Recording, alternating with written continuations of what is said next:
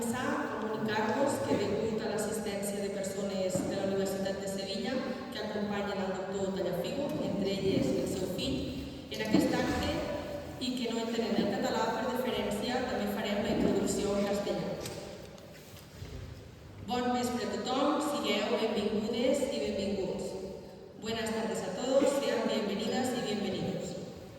Dins els actes de la celebració dels 700 anys de la creació del Comtat de les Muntanyes de Prades pel rei Jaume II, que s'està realitzant per diverses entitats i institucions catalanes que van començar l'any passat i que clouran aquest pròxim dia 6 de maig, hi podrem incloure aquesta trilogia de conferències organitzades conjuntament pel Centre d'Estudis i l'Ajuntament i que es desenvolupen dins el marc de les terceres jornades de la Baronia d'Entença. Dentro de los actos de celebración de los 700 años de la creación del Condado de las Montañas de Prades por el rey Jaume II, que se están realizando por varias entidades e instituciones catalanas que empezaron el año pasado y que cerrarán este próximo 6 de mayo, podríamos incluir esta trilogía de conferencias organizadas conjuntamente por el Centre d'Estudis y el Ayuntamiento y que se desarrollarán dentro del marco de las terceras jornadas de la Baronia d'Entença. Tenim a la taula l'alcalde de Falset, senyor Carlos Brull, el doctor senyor Manuel Romero i el president del Centre d'Estudis Falsetans, senyor Antó Vidal. Us comuniquem que aquest acte serà gravat per guardar l'arxiu del Centre d'Estudis Falsetans i es pujarà a les xarxes per qui vulgui tornar-lo a veure. Començo, doncs, donant la paraula al senyor president del Centre d'Estudis Falsetans. Carlos.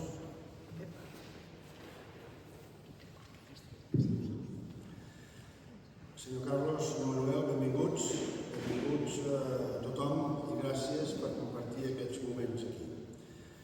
Aquest cicle de conferències que nosaltres emmarquem dins la celebració dels 700 anys de la formació del Comtat de Prades, d'altra banda, també formen part de les terceres jornades sobre la Baronia d'Entença, ja que aquesta baronia va ser englobada com a territori dins la formació del nou comtat.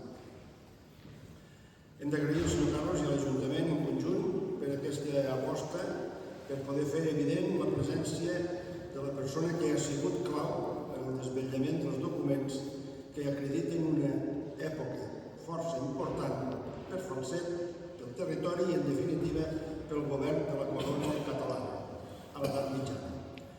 Aquesta persona és el doctor Manuel Romero. Esperem que aquest coneixement que ens desvetllarà ens serveixi per entendre una mica més la nostra història que, explicada de la mà d'aquestes persones, de ben segur la podrem assimilar sense donar-nos en compte. Moltes gràcies.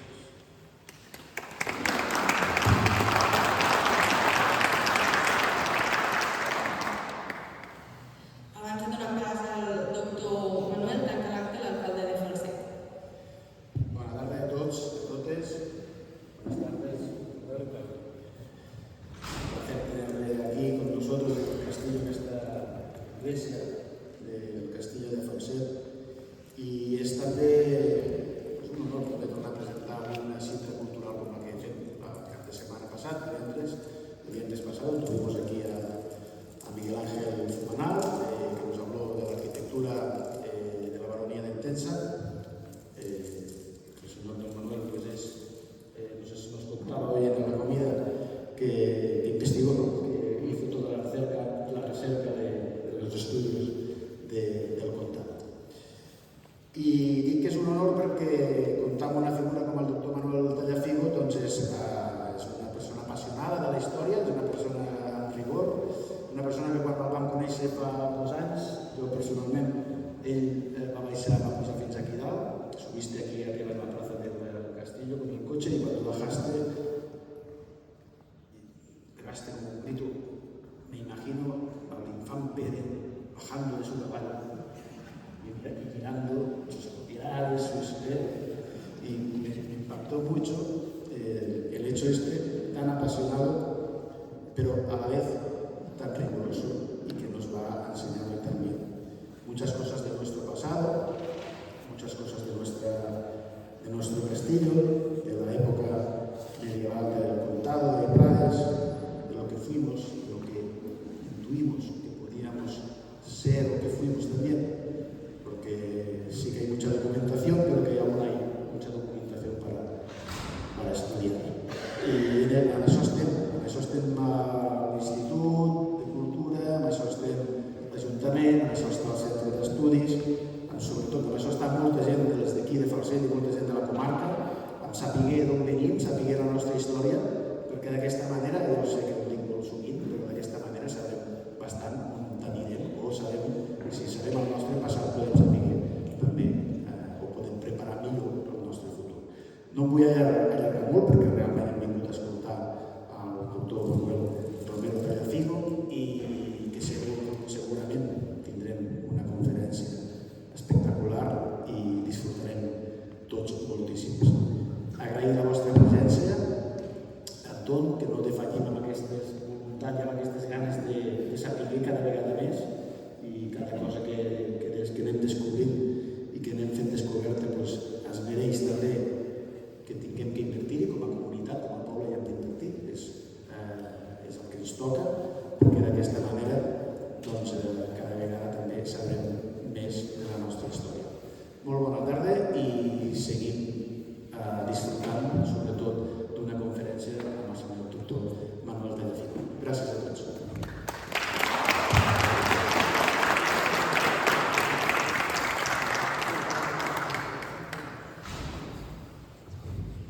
Una vegada fetes les intervencions i abans de donar la paraula al senyor Manuel Romero Tallafigo, voldria dir-vos que és natural de Sanlúcar de Barrameda i és doctor en Història per la Universitat de Sevilla i catedràtic de Ciències i Tècniques Historiogràfiques d'aquesta universitat on continua exercint. Pertany al cos superior facultatiu d'arxivers i com a tal desenvoluparà la seva tasca durant molts anys a l'Archivo General de Indias.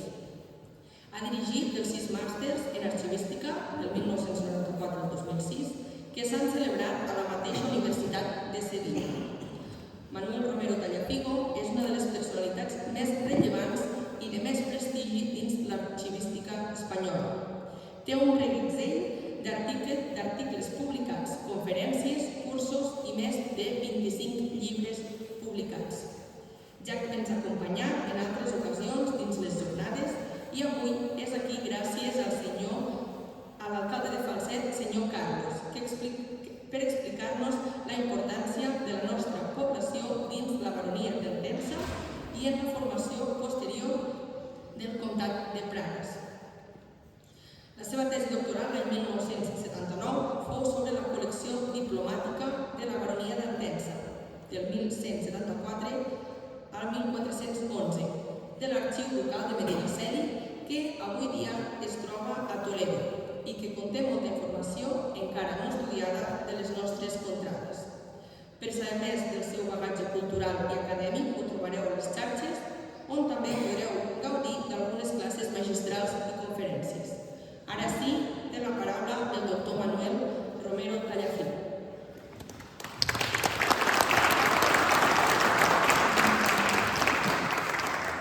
Muchas gracias a todos.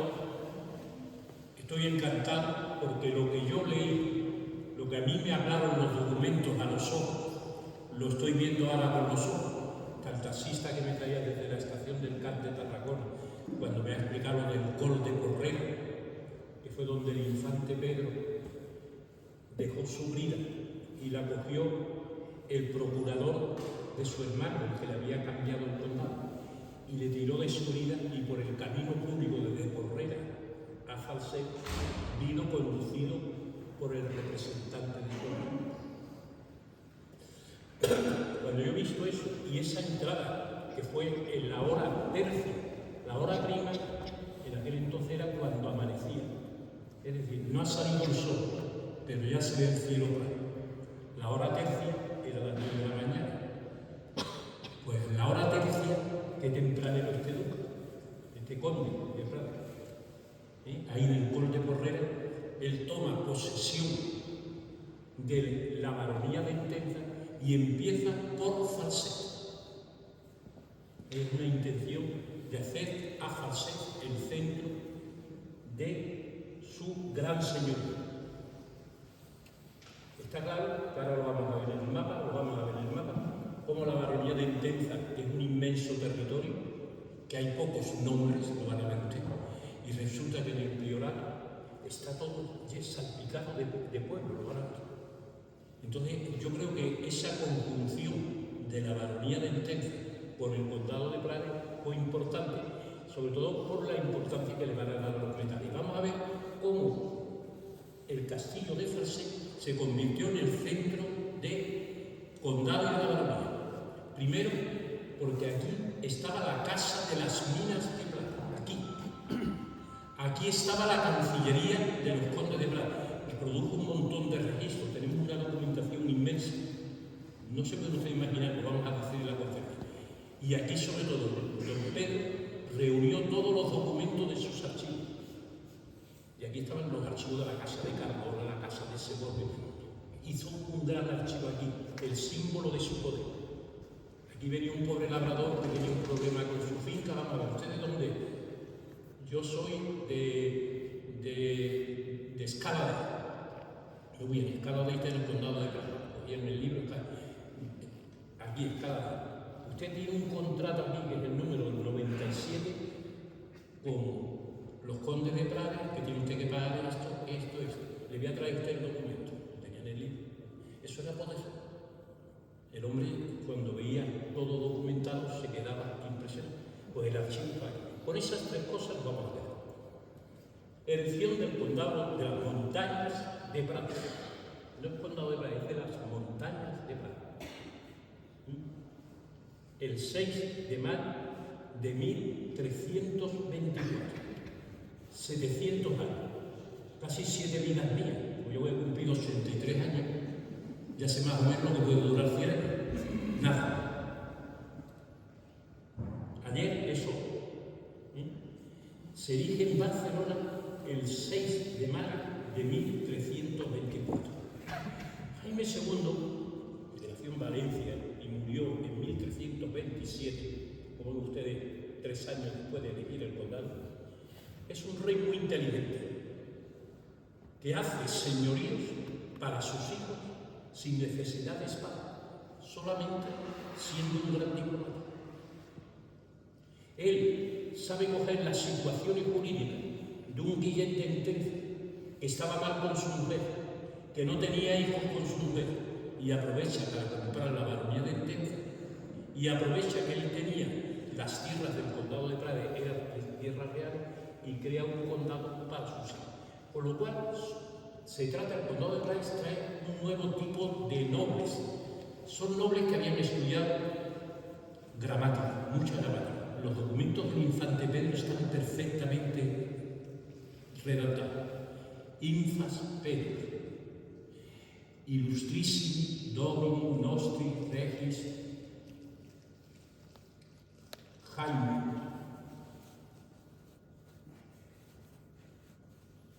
directo, o sea, cuando uno lee esos documentos, él sabía gramática perfectamente. Había estudiado retórica, lo vamos a ver después los documentos.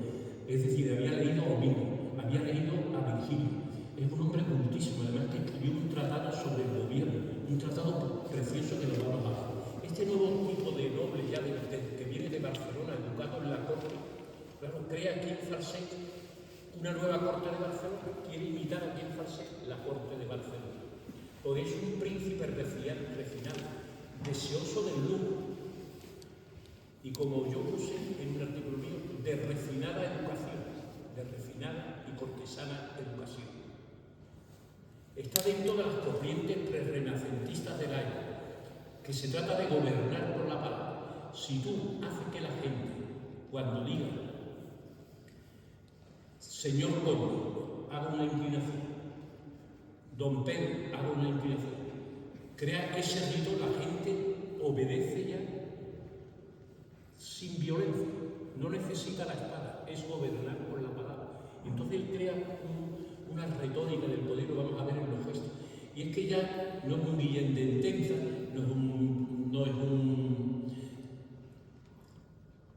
no es un Albert de Castelbé, que son hombres de espada, sino son hombres que saben gobernar por la palabra, que saben que gobernando por la palabra tú te atrae a la gente y no tienes que ejercer ninguna violencia. Bien, este infante Pedro, si ustedes, resulta que Berenguer de Entenza y su esposa Galdós tuvieron una generosa prole de 12 hijos. En el testamento están todos los 12 hijos. Sin embargo, Guillén y su esposa Berenguerona de Moncada no tuvieron ninguno, hijo. Jaime II aprovechó esta infecundidad para que los castillos de la baronía, dados por el rey Alfonso II a Guillén de Castelbé en un día de diciembre de 1174, volviesen de nuevo a Torre. Jaume II el Justo, el 3 de diciembre de 1313. O sea, otra vez vuelven a la corona Pratdip, que fue el primer castillo de la baronía de Entenza. Yo les voy a decir a ustedes, yo hasta hace tres años, yo a Pratdip no sabía cómo se había integrado en la baronía de Entenza. Y fue cuestión de que yo leí en el documento este de Alfonso II, leía Castro de Hippo, Y-P-P-O, Hippo, y a mí no se me ocurría que ese Hippo tuviera que ver con el Hip de Pratdip, Prat de Hippo.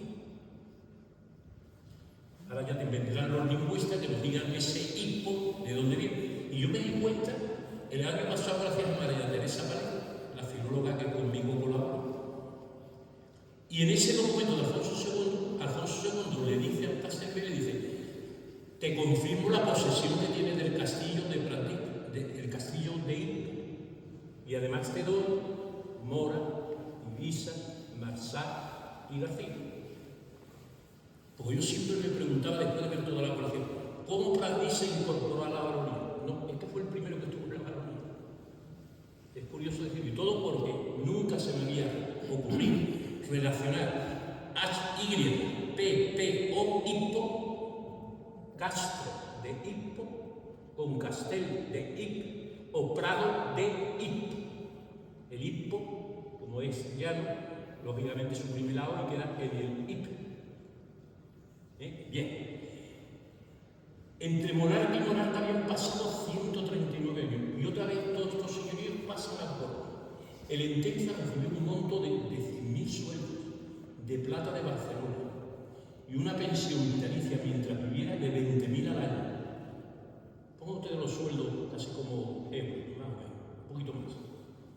Este copioso dinero lo sacó el rey de la ciudad de Tortosa, de las rentas que le daba la ciudad de Tortosa, que era una ciudad de realengo, es decir, que las rentas las recibía el rey. El Castelbé firmó en Perpiñán el artículo en 1174. El Entenza, este último, firma en Tortosa junto al rey. Y de este modo la baronía se integra a la corona. El siguiente paso es, tienen ustedes, que a mí me ha llamado la atención. Observen ustedes lo que es la baronía, observen ustedes qué pocos nombres hay aquí. Qué inmensidad. Pero los núcleos de población, ven ustedes, están aquí. Me he operado de catarata. Y ustedes, aquí está Tivís, aquí está el hospital, aquí está el Col de Balaguer, aquí está el Mas Guidón, aquí está Llavería, aquí está Marsá. Pero observen ustedes que en este territorio es pobre. Y ahora observen ustedes lo que es el priorato. No saben ustedes aquí demasiado, ¿no? Lógicamente, estos humedales de estos ríos, el Monsanto, el Ciurán, no me acuerdo del nombre, pero con el taxista lo he venido comentando esta mañana cuando veníamos de viaje. Todos estos humedales, la riqueza, el vino, cómo se enriquece y sobre todo que se descubre aquí en Falset. Aquí está la argentera donde está la Porrera, aquí está Porrera, el infante llegó por aquí y por aquí atravesó hasta Falset, por un itinerario. Bien, todo esto se incorpora en el condado de Prada a lo que es la baronía de Entenza. La baronía de Entenza, se ve la diferencia de territorio, es un equilibrio curioso. Siurana, Prada, Catafón, La Cebrón, Ulldemolins, ahí en Ulldemolins van a ser donde están las minas de greda, de creta. La greda es un carbonato cálcico, una roca blanca que servía para quitar la grasa de la lana cuando se hacía un paño de lana.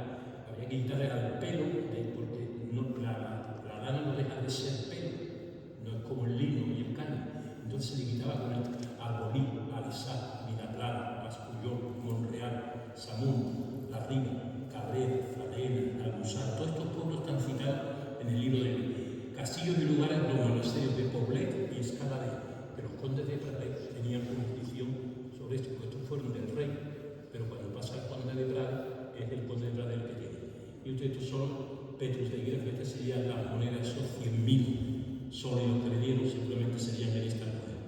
Fíjense ustedes, el rey, con esta operación de dinero que el Entenza le va a cobrar de las rentas de Tortosa, pacifica y equilibra la zona del Bajo Ebro frente a la guerra que había por los moncadas y las órdenes militares, la orden del Temple y después la orden de San Juan de Jerusalén. Todos esos conflictos crean aquí un señorío poderoso. Organiza un nuevo condado para uno de sus hijos, el de las montañas de Prada, con el anexo de la rica baronía de los Entenza. Yo es que me imagino, en aquel entonces lo importante que era la leña. Y los bosques de aquí, de toda esta zona, eran la fuente de energía. No existía el petróleo, no existía la luz eléctrica, la única energía era la que producía la leña. Tanto que hay gente que dice, nada más que podía haber un horno en Falset. Si mire usted, pero eso se hacía por economía de leña. Dice usted que cada habitante hubiera tenido un horno, la leña que se hubiera gastado. Pero en ese documento, por ejemplo, de Guillén, nada aparece de las minas de plata. O sea, Guillén no se entera de que le está vendiendo un Falset que tiene minas de plata, porque en la enumeración de los derechos que tenía la baronía de Entenza dice un venaciones, esto los venaciones con la acería, cirogalón o cirogarios es un animal de caza, y otras cacerías de cualquier género que sea, tanto de caza, si de trovis es, la palabra trovis es trobar, es hallar. Pero trobar en la antigua valía como encontrar por casualidad, es decir, un hombre se encontraba una mina por casualidad y ya tenía derecho a poner ahí todo lo que se encontraba por casualidad, si tenía algún malo, ya tenía alguna participación. Esto es lo que fíjense ustedes, Jerónimo de Zurita nos cuenta cómo se hizo el condado de Prades. Dice, das el título del conde al infante en la iglesia mayor de Barcelona. Yo en el privilegio no he visto que era en la iglesia mayor, pero por Zurita sé que se hizo en la catedral de Barcelona. Este año de 1324, estando el rey en Barcelona, a 6 días del mes de mayo, en la iglesia mayor de aquella ciudad, con grande solemnidad y fiesta, dio título de conde de Prades y de sus montañas al infante don Ramón Berenguer, su hijo, y fue aquel estado entonces elegido con esta dignidad. Hizo relación para mí sus profesores con la villa de Prades y con su castillo, y con el castillo y villa de Siurana, juntamente con los castillos y villas de Altafalla, que por cierto en la traducción me han puesto Altafulla. A mí por mi amigo Agustín me enseñó muy bien que no lo mismo Altafulla que Altafalla. Pero aquí el que transcribió le pasaría como a mí, que pasaba por la autopista, y yo siempre veía Altafulla y digo, ay, por la Altafulla como que por Altafalla. No tiene nada que ver, este es Altafalla. Falset y mora en virtud de la donación que había hecho el don Guillén de Entenza, aquel que no tuvo hijo. El condado de Prades además se vinculó a varones, no podía ser condesa de Prades única una hembra. Lo digo. Y en falta de ello vuelve a la corona real. O sea que si no había varones, otra vez todo el condado de Prades y la baronía de Entenza pasaba a la corona real. Bien, ustedes ubicaron donde Aroldo hizo el juramento al duque Guillermo. Este es Aroldo y este es el duque Guillermo, este es el rey de Inglaterra, que al duque de Normandía, los normandos, Y aquí estos son unos relicarios y pone las manos sobre las reliquias. A veces la reliquia era la piedra donde Jesucristo puso el pie para subir al cielo, la ascensión. O bien un trozo de la piedra del portal de Belén. O como pasa en la casa de Pilato, un hueso de galo del que cantó 3 veces a San Pedro. Todas esas cosas se le envían como reliquias sobre las reliquias a hacer juramento de fidelidad. Si ustedes, las montañas de Prades, dice Zurita en los canales de la Corona de Aragón, dice: mandó el príncipe Ramón Berenguer IV primero combatir la mayor fuerza que llaman Siurana, que es un castillo muy enriscado, de donde nace el río Siurana, el que llena de agua y humedad todo el priorato. En lo alto, más encumbrado de aquellos montes, que está sentado en una montaña tan grande y enhiesta que casi parecía inaccesible, como todo el paisaje que hay aquí. Yo que en Sevilla no hay cuestas, porque decimos que el Alcázar está en lo más elevado de la ciudad de Sevilla, y el Alcázar de Sevilla pues es una cuesta, pues nada, ni siquiera como la de la entrada aquí del castillo, menos todavía. Cuando uno ve estas montañas aquí, uno se queda. Tiene razón Zurita cuando dijo: montaña tan grande y inmensa que casi parecía inaccesible. ¿Sí? Los dos primeros de las condes de las montañas de Prades son de refinada y cortesana educación. Así lo he puesto yo en mi libro de la colección de la Baronía de refinada y cortesana educación. Primer conde de Prades. Vamos a coger la crónica catalana de Ramón de Puntaner. Y fíjate lo que dice del Ramón Berenguer, que estuvo de 1324 a 1341, porque en realidad el documento de la permuta es 1341, pero en aquel entonces, hoy todavía estaríamos en 2024. Pasaremos a 2025 el día de la encarnación, que es el 25 de marzo. Empezaban el año cuando estas hojas que ven ustedes por la carretera, inmediatamente que aumenta la luz, empiezan los manzanos a florecer, los almendros, y es solamente la luz, no es la temperatura. La luz, eso que Plotino decía, que estaba entre la divinidad y el hombre, porque la luz está en creador. Esto es lo que hace la luz, la diferencia entre el invierno y la primavera, lo que crea la luz. Es casi como una divinidad. Bien, pues por eso pongo yo 1342, porque yo me equivoqué la primera vez cuando hice la tesina, no sabía este aspecto, y yo puse que la permuta fue en enero de 1341, pero cuando se cambió aquí el año, en el año 1352, toda Cataluña, que se dijo que el año empezaba el día de Navidad, el 25 de diciembre, pues cambia totalmente. Y luego ya cuando se implanta el sistema de empezar el año el 1 de enero, que no está tampoco mal eso el 1 de enero, pues todo tiene su simbolismo, porque el 1 de enero San Juan, cuando bautizó a Jesucristo, ¿se me oye bien? Cuando bautizó a Jesucristo le dijo: Jesús, yo debo de menguar para que tú crezcas. El día de San Juan, veremos que es el día que más sol hay, que más luz hay, pero a partir del día de San Juan va menguando, y llega el día de Navidad y los días empiezan a crecer para que tú crezcas. Esa es toda la simbología. La Navidad no es una fiesta histórica, es una fiesta simbólica. Bien, pues esto referente a 1342. El documento está firmado en enero, me parece, de 1341, pero tenemos que entender por nuestro cómputo que es 1342. Y esto he tenido yo que tener repasar muchas veces los documentos, y todos los que eran enero, febrero y marzo, añadir siempre una cifra. Claro, para que lo entiendan ustedes.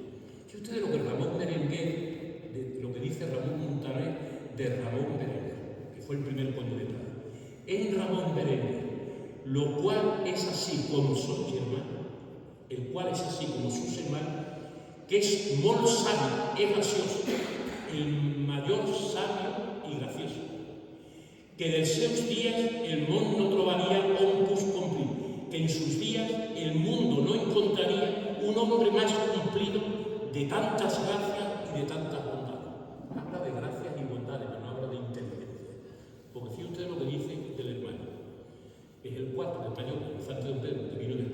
elocuacio a nom de lo Senyor Infant en Pedro, lo qual és molt graciós e sano, Senyor. Per cierto, como va el molt sortir del pus sortir del mundo, el más sutil, más inteligente, de los más sutiles del mundo. Tan joven, de todas bones sabieses cumplí, de tantas buenas sabidurías cumplí. Dice, el Señor Rey, son padre, dice, él alaba mucho a Jaime II porque tuvo la virtud de heredar, viviendo él, hacer herederos a sus hijos. Estos muchos hijos estarían deseando muchas veces, ¿verdad?, que les casáramos las herencias mientras estando vivos. Pues Jaime II dio herencia a sus hijos estando vivos, como ha sido el caso de este Raúl. Pero ven ustedes cómo aquí, aunque Montaner quiera alabar a los dos infantes, ustedes notarán que aquí habla de sabiduría y en el otro hablaba de que Ramón era muy buena persona. Pero era más inteligente o menos inteligente. A veces en esta literatura laudatoria es importante ver esto. Fíjate, el infante Ramón Berenguer, que fue el primer condado de las montañas de Prada, fue conde de las montañas de Prada con 17 años. Es decir, estaría haciendo primero de bachillerato. Yo tengo una nieta que tiene 17 años, no me imagino a mi nieta de condesa de Prada, pero bueno. Y fíjate, dice, todas les doy, el 6 de mayo de 1324, dice, todas montañas nostras bocadas de pradas, todas las montañas nuestras llamadas de pradas, in Catalonia situadas. Hay gente que dice que en Cataluña, no sé en qué siglo, porque ya en 1325 se habla de Cataluña, in Catalonia situadas. Un vila de Prada, el caso, con la villa y el castillo de Prada, con la villa de Ciudad y otros castros, castillos, villas y lugares de las montañas de Prada. Y ahora con azul, damos además y conceden los castros, los castillos y las villas de Altafalla, así pone el documento, no como Zurita, que ponía Altajuya, de Falceto, de Tibisa y de Mora, pro a no sé cómo a mí me lo entregó y me lo vendió el Guillén de Entenza. Él dice que siempre la baronía de Entenza estuviera a mesa conjunta e indivisible con el condado de Prada, de modo que no pudieran separarse con una serie de condiciones. Pero fíjense ustedes, en este privilegio es importante hablar si ya Jaime II estaba pensando en las vidas.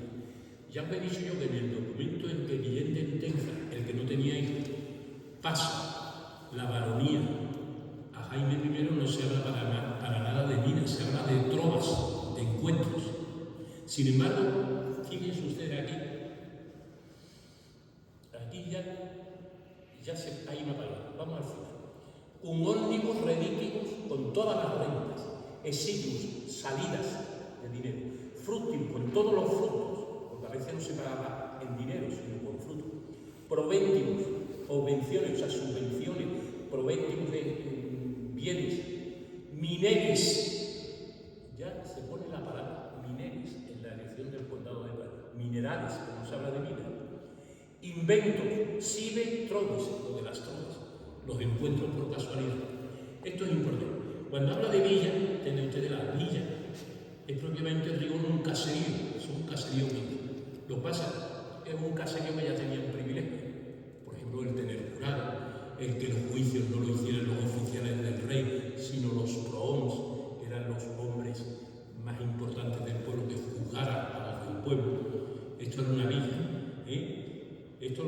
Villa, por ejemplo, dice en su significación rigurosa es la quinta o casa de campo donde se suele tener la labranza, pero en este sentido no tiene uso y es voz puramente latina. Esto por lo que respecta. Fíjense de terreno, como dice Cineamén, villa, lugar bastante populoso, con calles regulares y con algunos privilegios, y tanto Falceto como Tibisa tenían privilegios, y que suele estar mudado, de modo que es como un medio entre la ciudad y la aldea. La aldea es un caserío, pero no tiene privilegios, no tiene leyes, no tiene un estatuto de jurado, de prohombio, de la regulación de la justicia. En este en esta elección del condado del Prado, sin embargo, es muy curioso que se prohíba expresamente acuñar moneda. Cétero in idem, es decir, establecemos, ordinamos, per vos el puesto para vos y para vosotros perpetuamente, dice que nunca, cudatis, labréis o podáis labrar o hacer labrar moneda, ninguna moneda. O sea, el conde de Prada podía obtener plata, pero no podía hacer la moneda. Hacer la moneda es un negocio. Se están estudiando, por ejemplo, las veces que los Borbones, por ejemplo, metían cobrar las monedas de plata.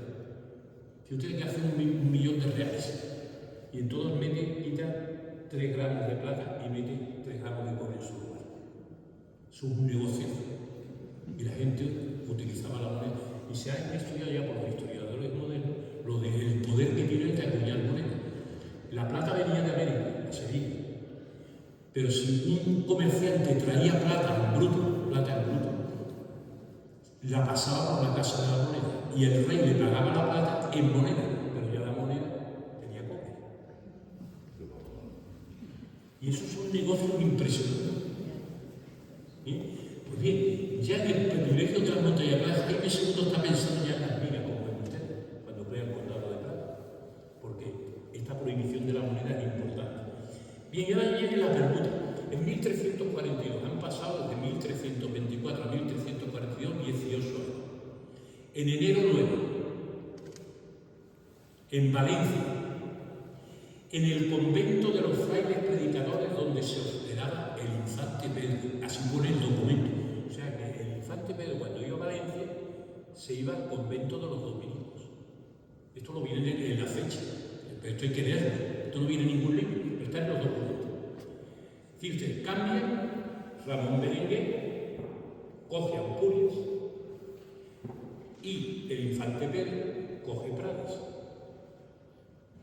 En el de Ampurias, cuando lo cede Ramón Berenguer, dice invencionibus acuerdo con todos los bienes que se encuentran por casualidad en la montaña. Ecum auris fodins, por las minas de oro, argentis fodins, minas de plata, Creti fodini, minas de Creta, etalis minas, y el Ampuria. Y sin embargo, en Prades, fíjate de lo que dice, ecum omnibus reditibus, con todas las ventas, salidas de dinero, frutos, proventibus de beneficio, obvenciones, que es lo mismo que subvenciones, pero algo distinto, aurifodinis, minas de oro, argentifodinis, minas de plata, ferrifodinis, minas de hierro, cretis fodinis, que si se fija usted, en Bourg-de-Molin es una denominación distinta del priorato, porque allí las tierras son más calizas, porque allí abundaban las minas de Creta, la greda, que ahora le voy a definir lo que es la greda. Y luego, mineris, minerales, invencionibus sidetrodio, o sea que uno encontraba una mina por casualidad, porque la encuentra por casualidad no estudia. Eso es lo que te está diciendo, invenciones. Eso de decir trovis es un modo de abarcar todo. Pero fíjate usted ya como en estos documentos cada vez se habla más de minas, no sé si ustedes lo están viendo. Estamos en 1342. Bien, ¿qué es la fodina? Es un sufijo que significa, como he dicho yo, mina, que es una cosa que se cava, es el verbo fodio en latín es esto. Fíjense ustedes lo que es la greda, es una especie de tierra blanca y pegajosa que comúnmente sirve para batanar y lavar los paños y tejidos de lana. Cuando tú haces un tejido de lana, para que quede esta chaqueta no va a quedar sin planita, hay que batanarla, hay que apretarla, hay que quitarle la grasa al pelo. Y se batanaba con la greda. Y era muy importante la greda que estaba ahí en Bourg-de-Molins. Digo esto por las minas cretifodines, porque todo el mundo habla aquí de las minas de plata y de las minas de oro. Bueno, minas de oro casi no había, pero que aquí se habla mucho de las minas de greda. Y esta doble denominación que hay en el priorato puede tener por el terreno más calizo, que es lo que eran ustedes. Y eso pasa como en Andalucía, no es lo mismo el aceite de esteca, que es una tierra blanca, caliza, que el aceite de Jaén, que es una tierra más ácida, pues más negra.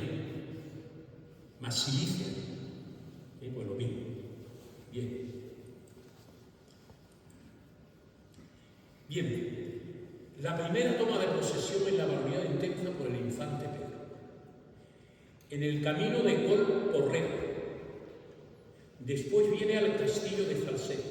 Y luego en el mismo castillo a la iglesia de Santa María. 3 ritos para entrar. Es el primer pueblo que viene de la baronía, el primer pueblo Falset. Y viene desde el Colo de Porrero. Y en esto está en mi libro, en el acta de la presa de posesión del infante Conte de Prade, del Castells y Viles de Falset, Altafalla, Tirisa, Mora, García, Espinels y Córdoba, la toma de posesión. Es muy bonito. Vamos a ver, Porrero, Castillo, Iglesia. Esto está en mi libro, de esto. Dice, 10 viernes. Esto también sabe que el domingo la misa, que cuando viene la gente a la iglesia, se entere de que se ha cambiado de nombre. 10 viernes, intitulada 2 idus aprili. Los idus eran la luna llena. Lo que pasa es que cuando se introduce el año solar, ya eso no se corresponde. O sea, no podemos decir que siempre la luna llena sea el 13 de abril o el 15 de marzo. Pero cuando la gente no contaba los días por el sol, sino por luna nueva, empezaba el mes. Desaparecía luna nueva.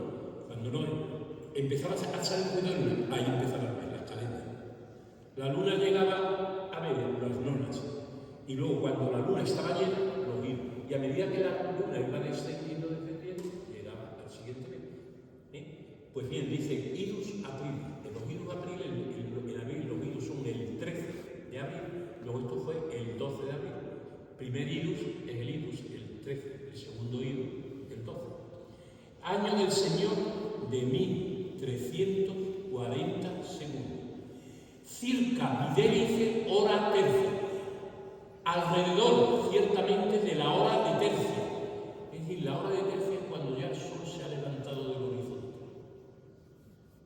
Del mismo día, el infante Pedro, en el collado bocado llamado de Porrera, la palabra Porrera no existe en latín, la toponimia, los nombres de los pueblos, aunque los documentos están en latín, están en catalán, dice, in itinere público, en un camino público.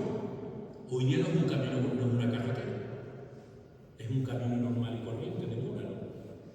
Pero fíjate, que va del lugar de Porrero al castillo y villa de Falset, luego ya había castillo y villa de Falset, junto a los límites o términos de dicho castillo y villa de Falset, es decir, que el término empezaba después del Colo, de Porrero. Dice, el infante Pedro, pidiendo, peques, requiriendo, instante con mucha instancia, la posesión de los castillos y lugares de la baronía, que fue del noble Guillermo de Entenza, dice, hizo que viniera hacia él Berengario de Yorma. Berenguer de Yorma era el procurador. Ramón Berenguer se quitó de en medio, dice que vaya un procurador mío, un representante bien, y que le dé la posesión a mi hermano. Este Berenguer de Yorma viene hacia el infante Pedro. Dice Berengario de Yorma, recibiendo las bridas del freno. O sea, el infante Pedro le da las bridas. Y el Berenguer de Yorma, cuando está en los límites, para entrar en la baronía, tira del muro y entra el infante Pedro. Dice, recibiendo apenas las bridas del freno del mulo, nunca va, en que dicho domin señor infante Pedro equitaba, montaba caballo, equitaba. Dice, tirándole las bridas, lo metió en la posesión de la baronía de Entenza, ahí en Col de Porrero. Ustedes qué símbolo más bonito. No entró el infante por sí mismo, sino su hermano, a través de su procurador, es el que lo metió. Ustedes qué bonito en latín, qué cosa más bonita. Luego, después, estamos hablando del portal de Castilla. El mismo día, día, circa hora meridiana, cerca de la hora del mediodía, es decir, cuando el sol está más alto y proyectando un menos sol. Yo en la playa, cuando estoy en ropa, a la hora de comer, no me quito el reloj durante las vacaciones. Entonces, cuando estoy en la playa proyecto menos sombra sobre la arena, me subo para comer. Es el mediodía solo, que suele corresponder sobre las 12, porque no tiene nada que ver. Pues esto lo dirá sobre la hora de mí, continuando su camino hacia el castillo y vila de Falset, cuando él estuvo personalmente coramportario delante del portal de dicho castillo, ¿qué pasó? Que Berengario de York Trádigo entregó al dicho señor infante Pedro Claus, aquí no pone latín, aquí pone Claus, las llaves de dicho castillo. Ahí le entrega las llaves. Y lo recibió a este señor infante, le cogió por la mano derecha, cogió al infante, el York le cogió al infante por la mano derecha y lo bajó. Y lo introdujo dentro de la puerta del dicho castillo. Y entonces Berengario de York se sale fuera y le dice, ya eres dueño del castillo. Entonces, ¿qué hace el infante Pedro? Con la llave abre la puerta, la cierra, la abre, la cierra varias veces. Dice, y ese fue el signo que el infante Pedro se hizo dueño del castillo. Fíjate qué simbología. Eso lo veía la gente y no tenía que saber latín, pero ya sabía. Fíjate el infante Pedro dentro, abriendo y cerrando la puerta al otro que se queda. Qué bonito, es un documento en latín, pero muy bonito, muy bonito. Dice, claudente, capelliente, ya, dice, cerrando y abriendo la puerta. Yo me imagino, usted aquí, esta iglesia de Santa María, yo ya sé que la iglesia de Santa María en realidad era en el mismo castillo, pero esto no termina. Usted aquí está el castillo, no se acaba. Pero ahora viene el día del sábado. Esto fue el viernes, que fue la posición, el día del sábado, porque el ayuntamiento, la universidad, los mandos, los habitantes no se habían enterado que habían cambiado de señor. Dice, el día del sábado, intitulado Los hijos de abril, es decir, el 12 de abril,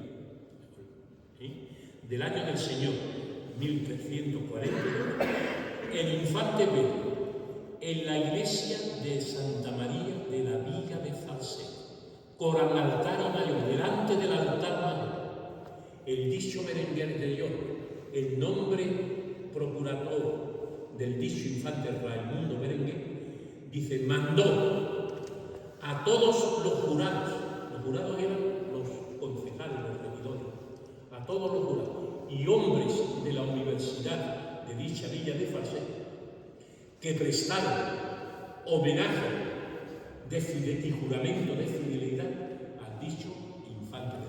Entonces, en ese momento, 2 habitantes de Falset, Pedro de Ocel y Bernard Soler, habitantes de dicha villa, en nombre de todos los habitantes,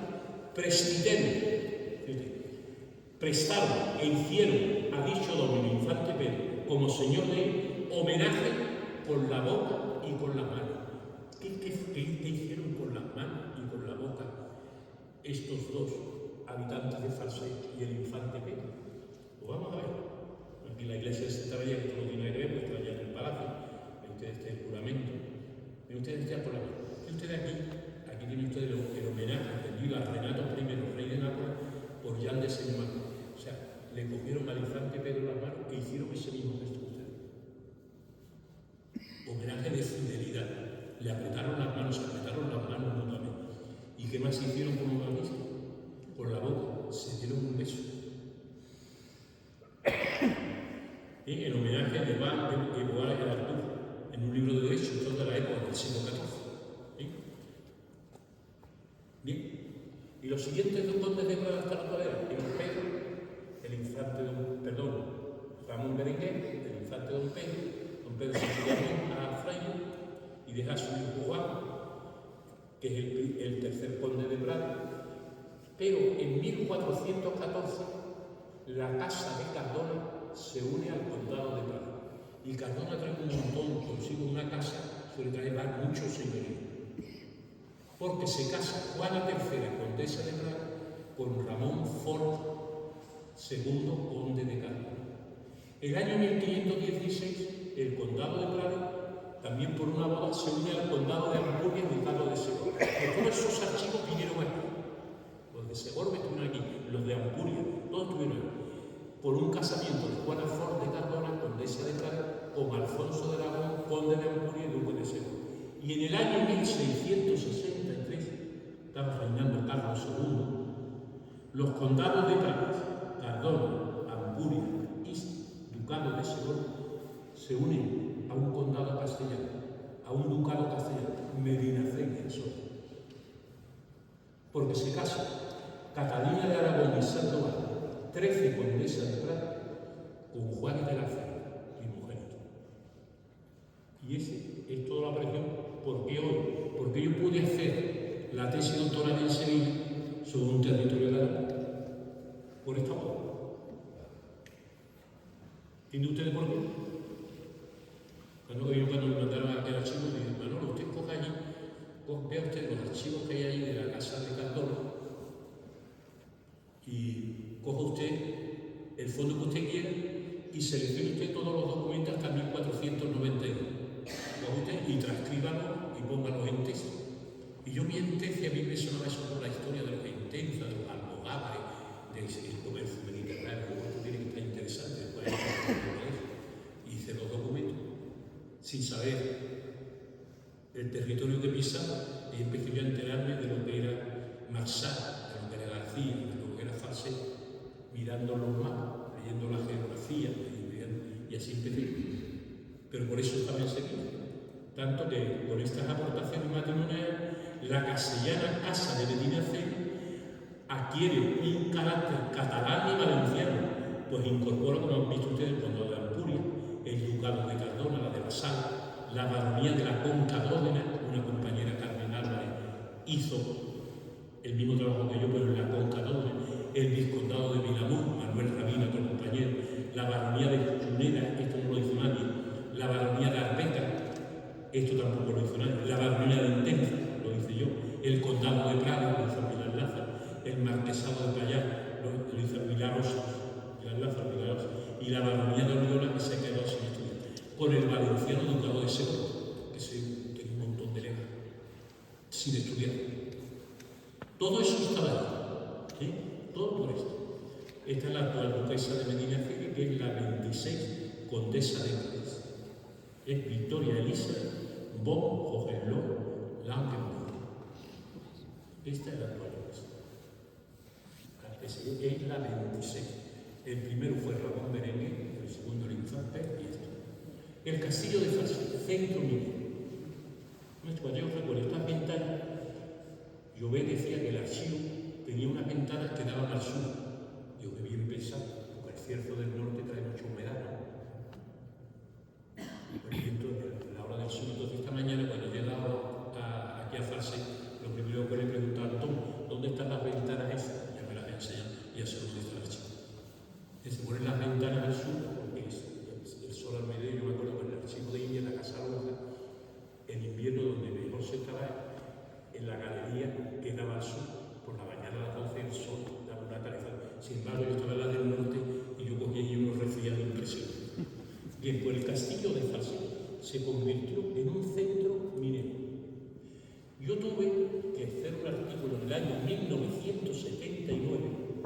Encontré un documento que era las ordenanzas dadas por el infante don Pedro Conde de Prado para la explotación de las minas de plata.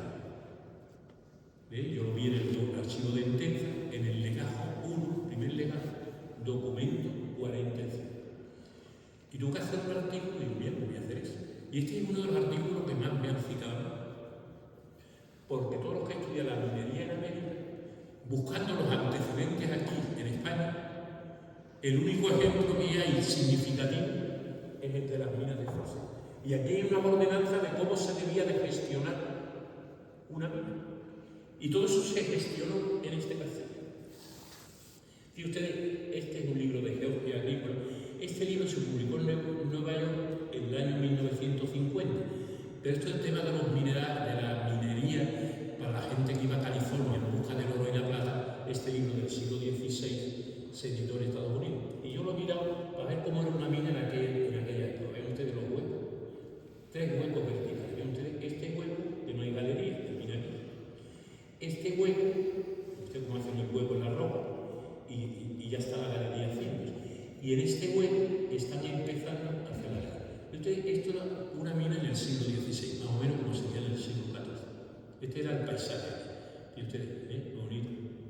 Esto cogen ustedes en Google y ponen Georgius Agricola de re metálica cuando ven y les salen todas esas ilustraciones y pueden ilustrarse y es muy bonito. Esto puede ser muy interesante para que lo vean. Bien. Aquí hay una Fundación Noguera publicó un libro magnífico de Albert Martínez y el Cacho, Les Argentères de Falset. Magnífico. Este hombre, gracias a mi artículo, vio que había documentación ahí y se fue a comer y estudió rollo por rollo. Si ustedes vean en el sistema de cine, es un estudio profundísimo y además muy bien hecho. Lo digo yo aquí porque de ahí he tomado yo esta foto de algunas de las minas que hay aquí. Esta foto que es presente, usted que viene a morir, usted esta mina. Y fíjate, yo ahí saqué en ese artículo que yo publiqué sobre la propiedad de dije, el almacén de mineral es único, es decir, aquí no se almacenaba el mineral, en todo falso, todo lo que se juega, el esparver, que está ahí yendo para allá, lo de todas las minas que habían aquí en Falset, todo el mineral, el único almacén es el castigo señorial de Falset.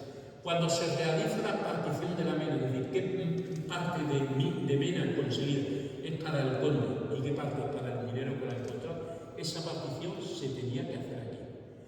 Tenían que meter las partes en bolsas y eso se hacía aquí. En la bolsa las sellaban con un sello para que no se pudiera abrir, nadie pudiera sacar y meter. Todo eso se hacía aquí. Fíjate, un sello doble aplicado a la bolsa porque quien violara la bolsa, todo eso se hacía en el almacén de la plata, está aquí. El afinamiento, sin embargo, de la plata, el afinamiento, es decir, el separar la ganga de la mena es la plata pura y la ganga en los carbonatos. Entonces eso hay que separarla, hay que afinar.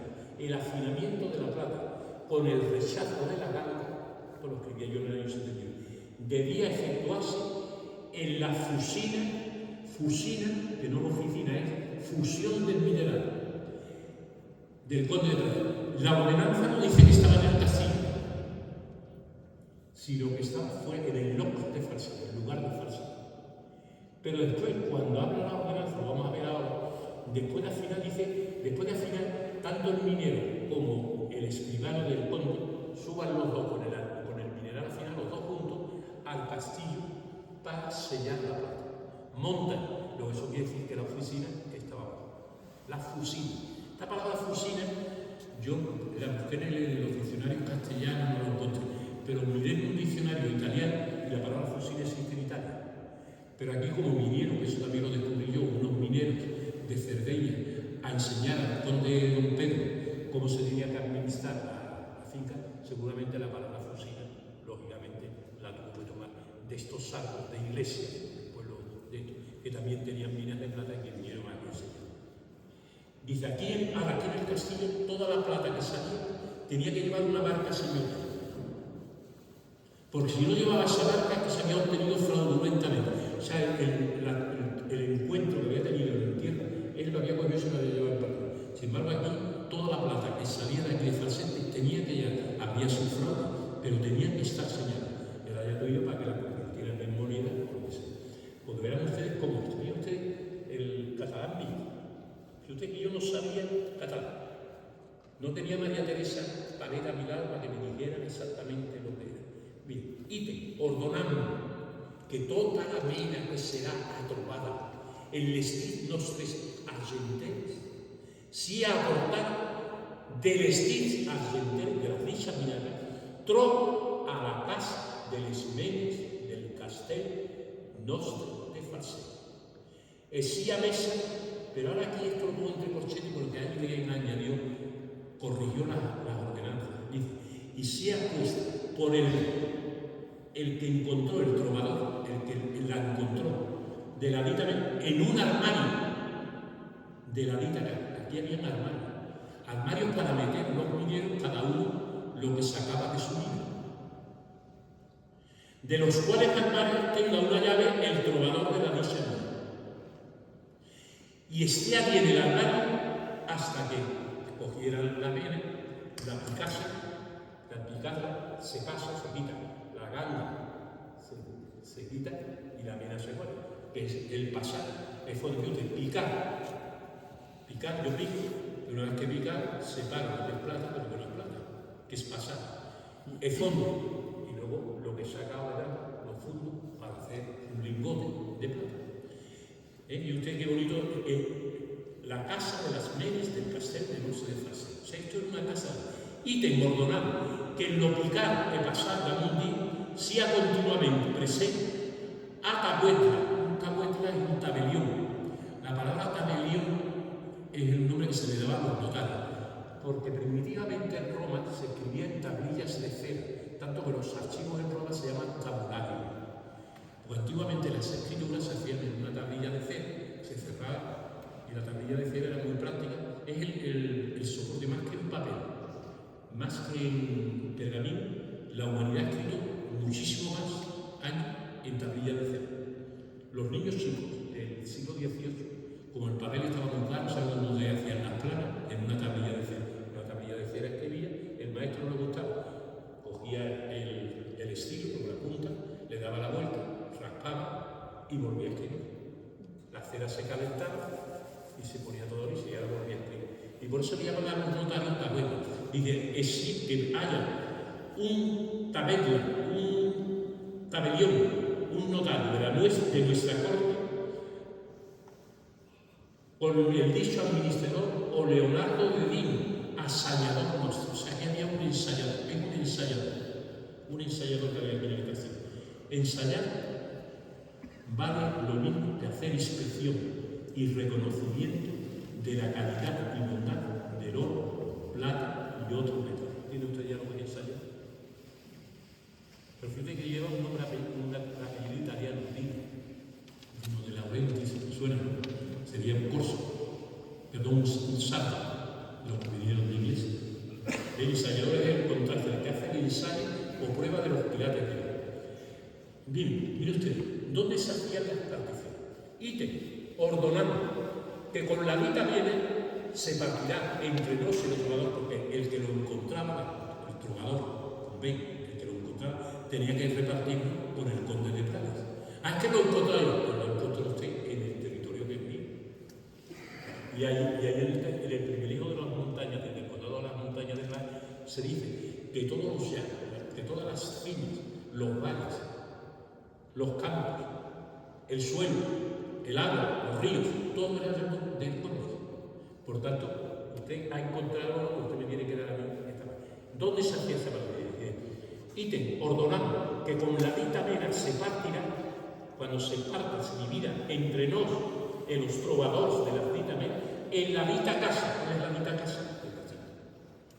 Que lo dita administrador no gozo, partía aquella mena, tro que le escriba, que el ensayador, que el administrador no parta la parte del trovador, del minero, con la del señor, sin estar presente un escriba, que escriba y apunte. Por eso ahí, en el archivo de Prades, en la baronía de Entenza, hay documentos de administración de las minas. Yo los encontré, que es lo que Martínez el Cacho ha visto. Ahora a mí me dijeron, ¿cómo usted diploma? Tenía que haber cogido estos documentos, ¿verdad? Que no hubiera acabado nunca la tesis. Yo me dediqué a coger lo que ustedes. Dice, la cual parte, dice que sea tomada en sacos o aluda de cuello. Aluda, ya busco yo la palabra aluda, y aluda es como un recipiente que se cerraba, que se llama un recipiente de cerámica. Alud, pero aquí dice alud, un recipiente de cuero, sellada con los sellos de los dichos administradores y estéticos. Todo esto se hace en el castillo de Fase. ¿Esto para qué lo digo? Para que los arqueólogos, cuando examinen esto, que piensen que aquí estuvo la casa de las minas de Fase. ¿Dónde estaba? Esa puerta que no podían dejar timbre, tenían que estar. Aquí recogían el agua de la villa, tenían que venir por la tarde aquí con lo que habían recogido y guardarlo en el armario. No se lo podían llevar a su casa. El control. Sigo aquí. Ítem, ordenado. Que algún trovador de las dichas menes, que ningún encontrador de las dichas menes, no pueda afinar la sua parte al perteneciente. O sea, lo que le correspondía no lo podía afinar el tal, sino en la nostra fusina, en nuestra fábrica de fundir del loc, no dicen de la casa, del loc no se deja. Luego la fusina, verán ustedes que no estaba aquí, estaba en fase seguramente abajo. Pero fíjense, después deben montar al castillo. Esto quiere decir que la fusina estaba debajo del castillo, porque si después que partían, que fundían, tenían que montar el castillo, eso quiere decir que estaba. Y usted, que es un documento de las cosas que se pueden sacar. ¿Y esto a usted cómo se le ocurrió? Pues cuando vengo aquí, Agustín, Antón, me enseñan las cosas y yo pienso en los documentos, en lo que he visto. Pero fíjate qué cosa, Y voy. Pero aquí se hacía también otra cosa. Aquí se hacía un juramento. O sea, los mineros tenían que hacer un juramento. Encontraban una mina, venían aquí a comunicar. Y entonces lo primero que tenían que hacer un juramento. ¿Y qué juramento era el que hacían? Sobre los 4 evangelios de Dios, en poder del dicho administrador, manifestarán lealmente tota la vena que Deus dará en lo dit pros al dit administrador. Que siempre, todo lo que encuentren, todo, lo tienen que decir al administrador. Y eso era un juramento que hacían ahí. Luego no solamente se decían misa en la iglesia, sino también se hacía el juramento. Bien. Vamos acabando ya. Bien, se puede gobernar por la espada o se puede gobernar por la pluma. Felipe II gobernaba América por la pluma. Allí llegaba un documento de Felipe II, llevaba un sello, y lo primero que hacían, se reunían todos los concejales con el alcalde y se ponían el documento de Felipe II en la cabeza. Obedecemos las órdenes de vuestra majestad. Le decían al sello como si fuera la Eucaristía, Jesucristo, pero era Felipe II. Ese rito de respeto al documento, repetido muchas veces. En América quieren más al rey que aquí en España, porque allí conocen al rey de los ritos, conocen al rey como nosotros conocemos a Jesucristo por las misas. Nosotros hemos visto a Jesucristo alguna vez, pero los símbolos de la misa sí que nos han revelado quién es Jesús. Pues en América, con estos ritos de cada vez que llevaba un documento real, de mirar, besar, ponerlo sola, eso repetido muchas veces la gente se lo cree, se lo digo yo a usted. Pues yo he hecho la mía, y cuando hicieron ya me decían firme, yo me ponía firme ante un general y me emocionaba y todo. ¿Cómo conseguían eso? Con la palabra, sin violencia. Y yo para ver un coronel me levantaba del suelo, firme. ¿Cómo conseguían eso? Con los gestos, ese gesto repetidamente, no necesitaba el coronel pegarme ni amenazarme. Simplemente yo repitiendo ese gesto era obediente. Eso se llama gobernar por la palabra. Pues aquí el infante Don Pedro estableció una cancillería poderosísima en que gobernaba por la palabra y no la palabra. Porque este hombre, un contemporáneo que yo creo que conocía al infante Pedro, que era muy leído, era Ibn Khaldun, que vivía en esa época en la Alcazaba de Bujía, en Argelia. Este hombre, más o menos, repetía lo que dice Austin en su libro, How to do things with words. Cómo hacer cosas con palabras. Cómo hacer que se obedezca solo con palabras, sin porras, sin bola de oro. ¿Usted la pluma? ¿Usted cómo se está cortando? ¿Usted de la pluma? ¿Cómo se puede gobernar con la pluma? Fíjate lo que decía este gallo, que es muy bonito, porque esto, en la retórica hoy del poder, cuando veo los diarios y cuando veo a los políticos, a uno y a otro, lo que dicen y lo que cuentan, veo que están gobernando con la palabra. Porque si todo lo que dicen lo hicieran, ¿verdad? Lo mire usted. Dice, la espada y la pluma son dos instrumentos que un soberano se sirve en la conducción de sus asuntos. Todos los imperios durante la primera etapa de su existencia y mientras se ocupan en su consolidación definitiva, tienen más menester de la espada que de la pluma. Los Entenga, los Castelvecchi, fueron hombres de espada. Más, cuando esto ya se consolida como condado de Prados, dice, el sultán ya no tiene necesidad de los servicios de la espada. Su autoridad ya se encuentra firmada y ya no tiene otra preocupación que recoger los frutos de la soberanía. Dice, para él lo esencial ahora es recaudar los impuestos, controlar los ingresos y egresos de la plata, rivalizar en magnificencia con otras dinastías y con otros señores, y transmitir a todas partes sus órdenes. O sea que el duque, el conde de Praga, en Tivisa, leían en el ayuntamiento el documento y lo recibieron con esa reverencia, y era como una misa que Jesucristo otra vez volvía. Se repetía el misterio de la pasión, eso es lo que nos dicen en la misa.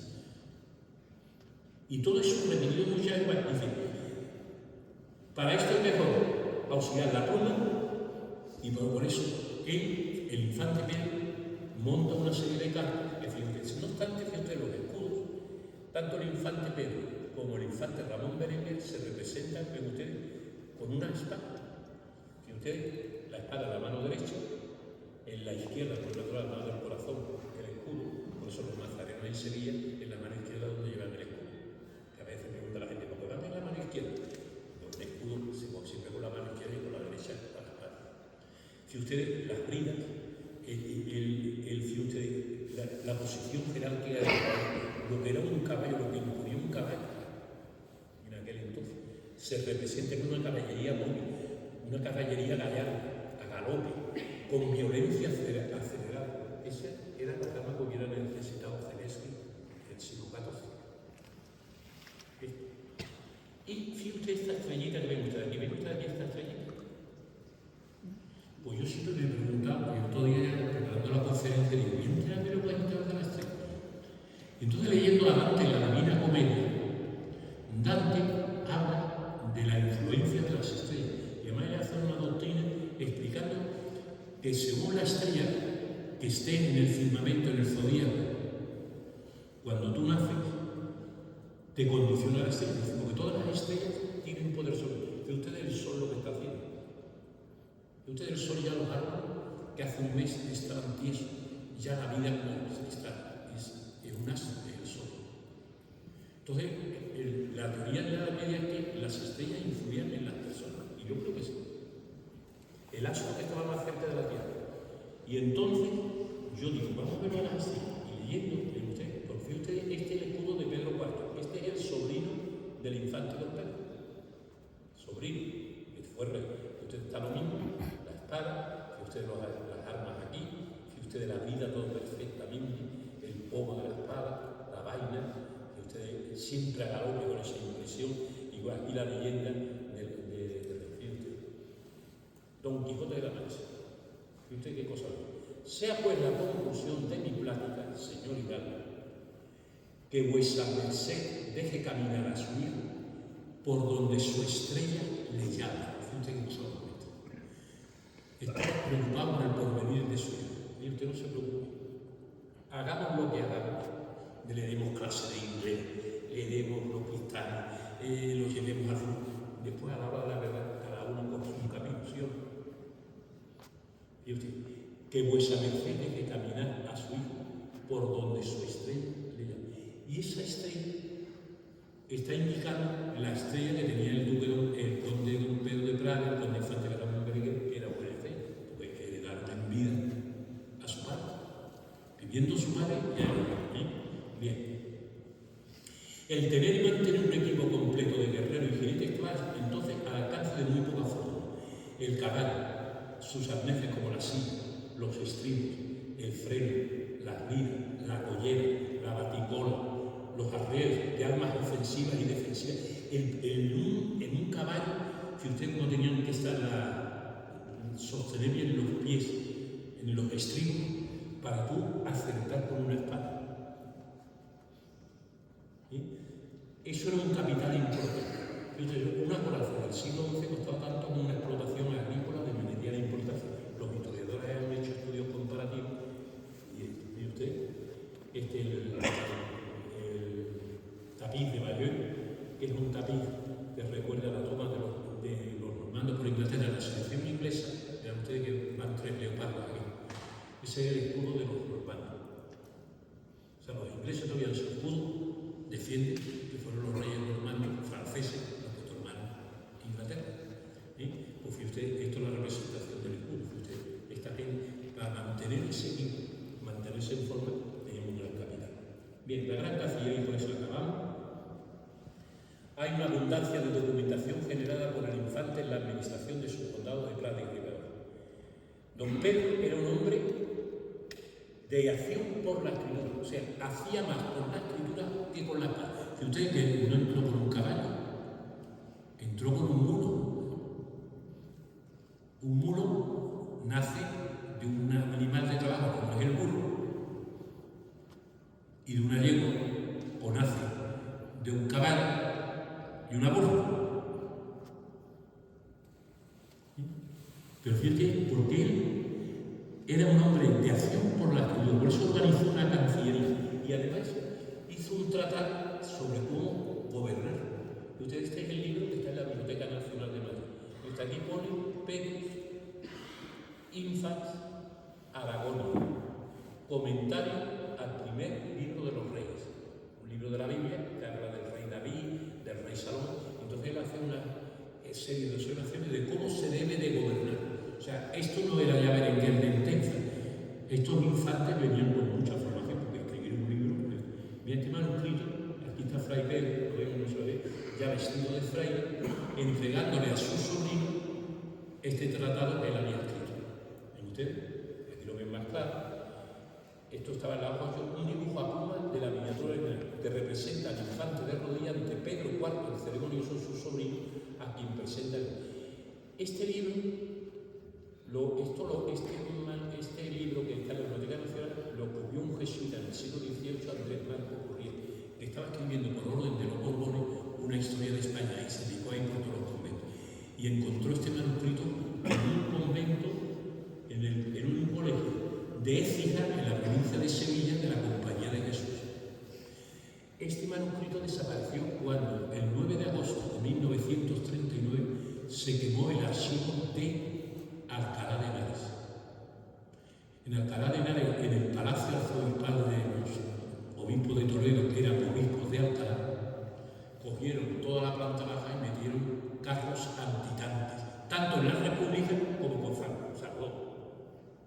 Pues ahí no sé lo que pasó el 9 de agosto, que desapareció el archivo y desapareció este manuscrito original, porque esto es una copia hecha.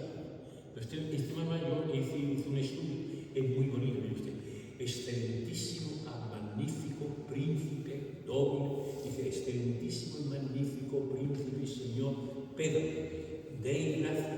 Y fíjate, la retórica, esto repetido muchas veces, la gente se lo lee y se pone firme, como yo me ponía en la Biblia.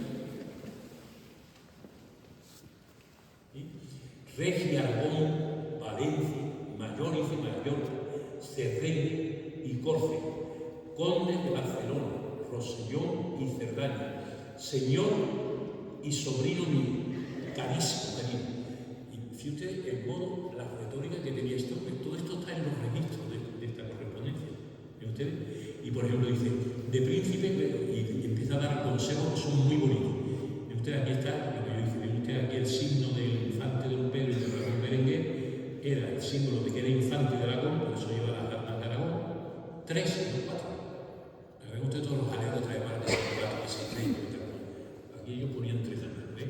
Y luego las lises, porque su madre era Blanca de Ayú, que ahí en los hospitales del infante traen mucha devoción contra Blanca de Ayú, la madre del infante Don Pedro, y esto. Y 7 legados, de fondo hay 21 ejemplares, fíjate, y los registros que tiene, de gracia, de concesión, del tesorero, de la justicia, de definición es rendir cuenta final, los secretos de la tutoría del infante, fíjate, la cantidad, todos estos legados, esto es impresionante. ¿Y qué es un registro? Aquí tiene registro, este no es, porque yo no puedo entonces sacar fotos de estos registros, pero he cogido un registro que son iguales, de la Cancillería Real, registro secretum, lo ven ustedes aquí estoy yo registro, sigilum secretum, de año 1330. Otro escribe estancia 3, en el estante 3, en la valga 6, y caláis, que yo no sé esto lo que significa, de número 43 dentro de la valga, estaba en el número 4. Y aquí sigili secreti, 3 regis Alfonsi, de 1330 a 1330. Y ve usted, se escribía una carta, se mandaba la carta, pero aquí se copiaba la carta. Es otra carta y se copiaba aquí.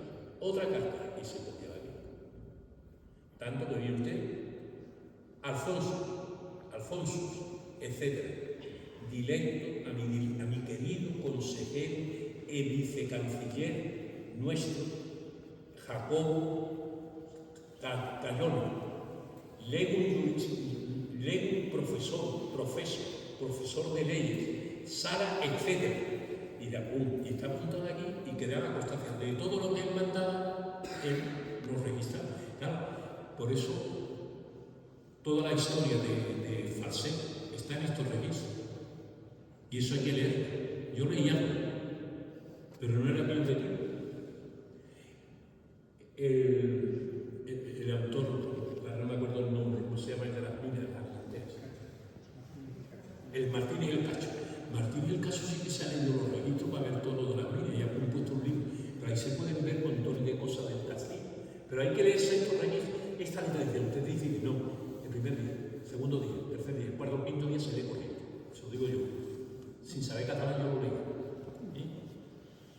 Por ejemplo, los documentos son conflicto de merced, el nombramiento de oficiales, los institutos religiosos. Hay incluso a veces al margen dicen, no pagaron el derecho del sello porque eran pobres, o no pagaron porque eran frailes y dijeron, los frailes siempre pedían gratis, no tenían que pagar el sello. O dicen, no fue bien expedita, pero dicen, porque dijeron que costaba mucho el sello y dijeron que no querían el documento. Todos esos apuntos, o sea, toda la vida de la oficina que había aquí está ahí puesta. La expensoría, o sea, todos los gastos de tesorería. Todo lo que pagaba el tesorero está apuntado en todas las cartas de pago.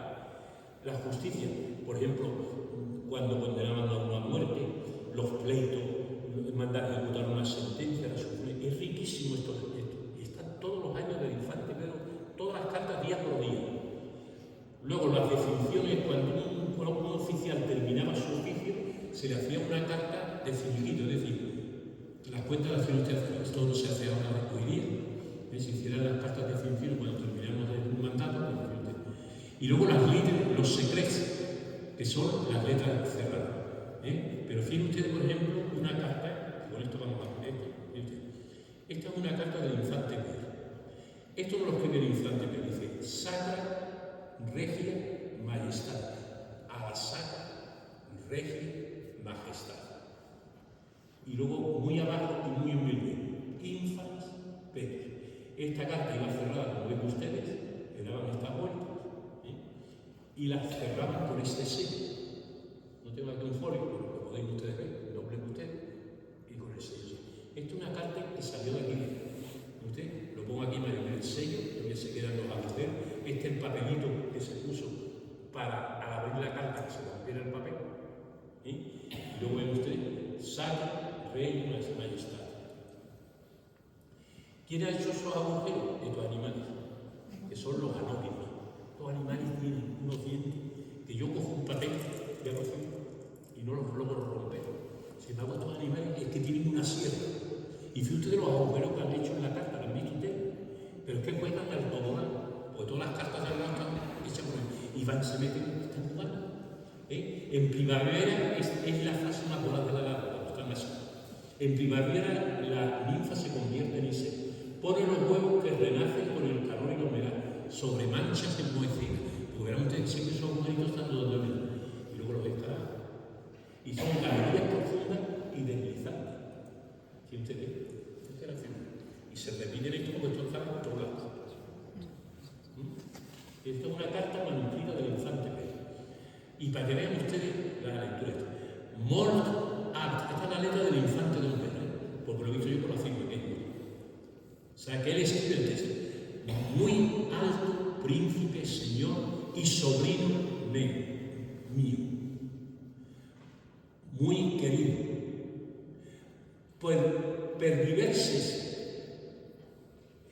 por diversas letras, por diversas cartas, e missatges y mensajes, he sabido lo bo, el buen estament de salud, un buen estado de salud. Está escribiendo el infante, pero fíjate qué maravilla.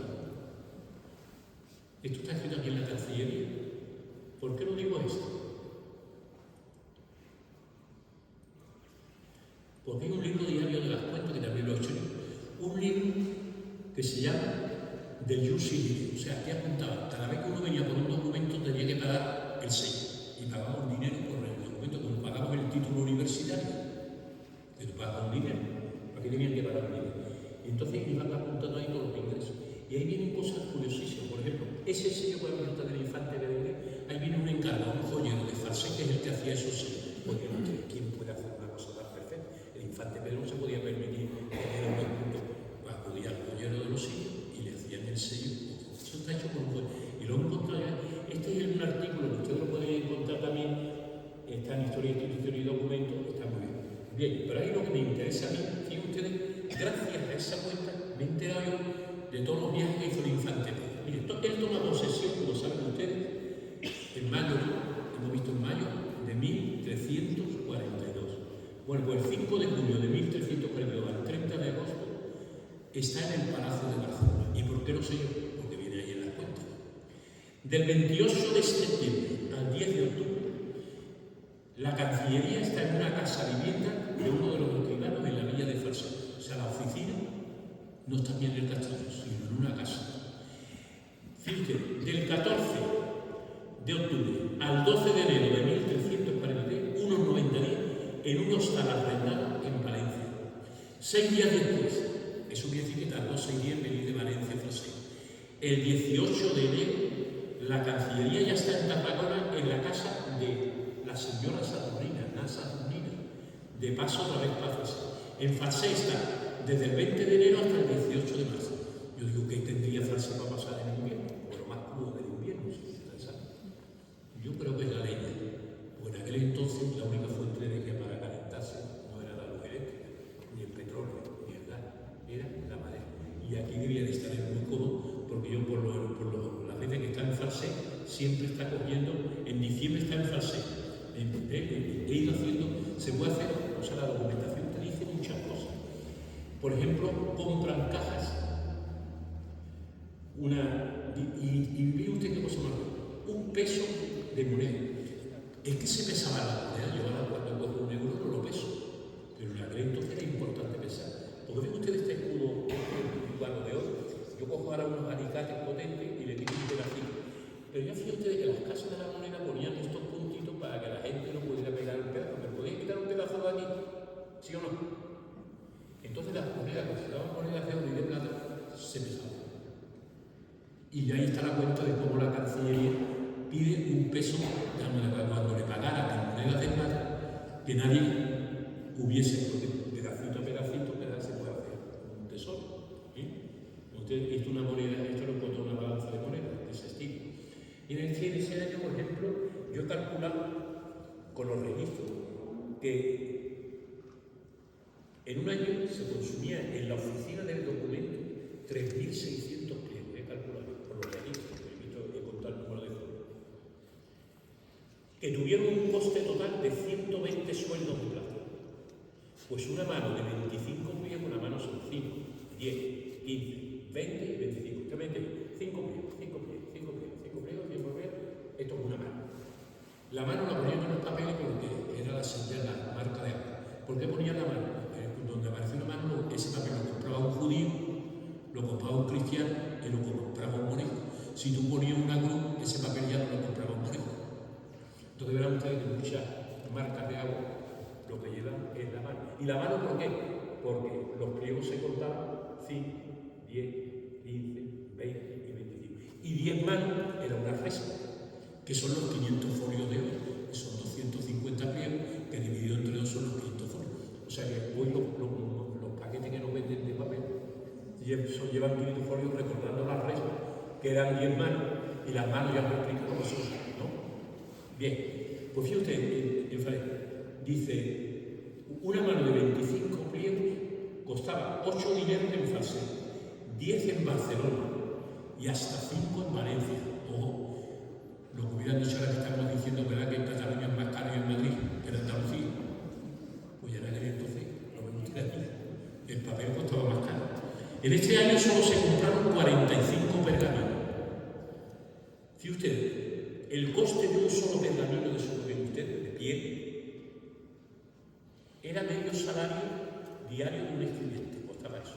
Es decir, el pergamino con respecto al papel en una proporción de 10. Esto lo han publicado los historiadores del papel, inventando la cancillería del instante. Esto lo publiqué, porque no se sabía la diferencia entre el precio del papel y ya, si usted, la fabricación del pergamino, usted se mete en cal, se le quita la grasa, se raspa, si usted otra vez raspando, otra vez aquí en cal, en usted aquí en cal, raspando, usted otra vez aquí, como se encala, se depila, se saca, se descarga, porque la parte de la carne que tiene cal se seca, se estira.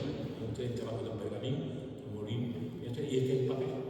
Usted, la barca de agua, que aquí está el castillo de Gijón, y estos son los alambres. Estos son los alambres. ¿Y qué son estos alambres? Las mujeres cogían el paño, no la lana, no, perdón, el paño no, el lienzo, o sea, las prendas que eran vegetales. Los seleccionaban, las pudrían, las fermentasen y las fibras se pusieran gorditas, las machacaban en estos molinos, pum, pum, pum, pum, pum, y hacían el papel de esta forma. Entonces, hacían un licor de trapo, hacían esto y por eso las marcas. Pues todo eso, esta es los alambres que han visto ustedes, esto es lo que se metía en la vasija. Miren ustedes. La tinta en aquel entonces se hacía con eso. Esto es un vicio que nace en la encina. Por cierto, se me ha olvidado decir que la ordenanza de la plata, otra cosa que pondré en el artículo que publicaré, porque yo no termino de publicar todo en un artículo, habla de la leña que necesitan los mineros aquí en Falset para hacer sus minas. Y les pueden, con conocimiento del baile, del alcalde, pueden coger cualquier tipo de madera, menos los frutales y las encinas. Las encinas estaban prohibidas por Dios. ¿Por qué las encinas? ¿Por qué tardan tanto en crecer? ¿Por qué es tan importante para la alimentación, para las proteínas? ¿Por qué? Eso está en las ordenanzas, que lo saben. Bueno, y la tinta se hacía de eso.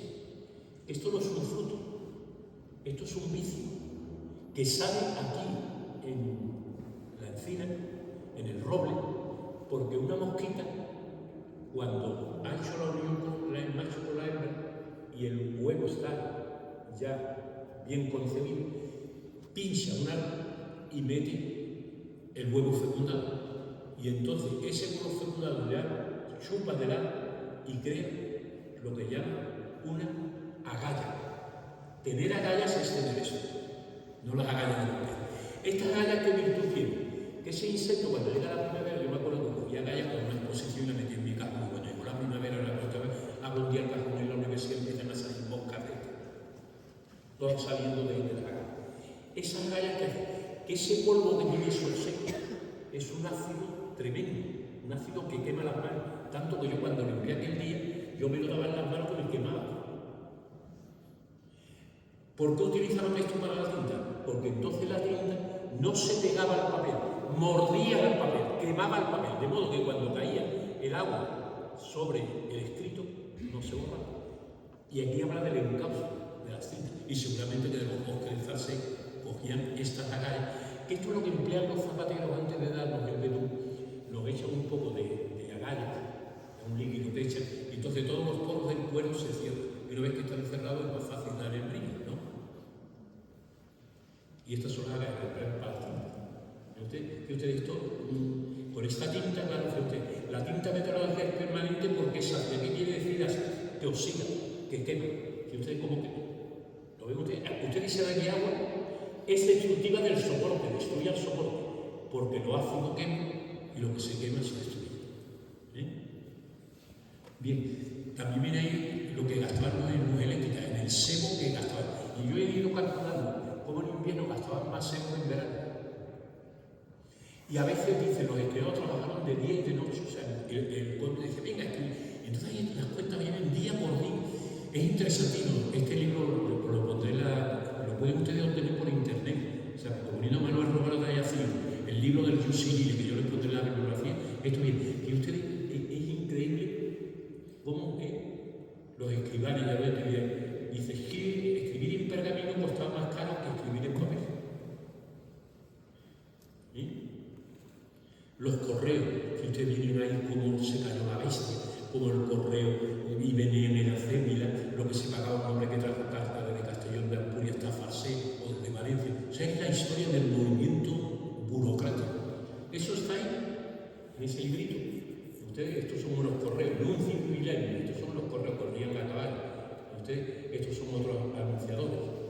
Y por fin, el archivo de Farset, decirle a ustedes, en 1446, aquí en este castillo, estaban depositados los instrumentos, documentos más fehacientes. Y los libros, por ejemplo, estos libros que yo he hablado, los registros, estas cuentas, los capreos que venían todas las rectas, todo esto. Y se guardaban en contenedores transportables y en armarios, que eran estables. Y yo sé cómo era el archivo. Además, estos archivos estuvieron en Farset primero. En el siglo XVII, en la guerra del Segadors, los llevaron a Lucena, Córdoba, perdón. Después volvieron otra vez a Farset. En el siglo XIX, cuando se suprime la jurisdicción de los señoríos y el archivo ya no sirve para administrar, porque ya no existen señoríos, los llevan a Barcelona. De Barcelona a Madrid. De Madrid a Sevilla. Y en los años 90, unos coches de un catering, de las bodas que se hacen en la Casa de Pilar, con los mismos coches, nocturnamente trasladaron todos los legajos de la Casa de Cardona a Toledo, al Palacio. Por eso todavía el rey no ha inaugurado el archivo de la nobleza, porque se hace un escándalo en Andalucía, porque el propietario es dueño del archivo y lo puede trasladar donde quiera, pero la ley dice que lo tiene que comunicar. Pues siempre cabe de comunicar, y no hicieron eso. Y por eso el archivo tiene siempre esos problemas que la accesibilidad, la libertad que yo tenía, no la tiene. Y ya con esto, ahí se encuentra usted que Guillermo de Castro Becker, el fundador de la baronía, ¿ven ustedes estos puntitos? ¿Lo ven? Es que esa fue su firma. Pum, pum, pum, pum, porque miren los puntos estos son diferentes.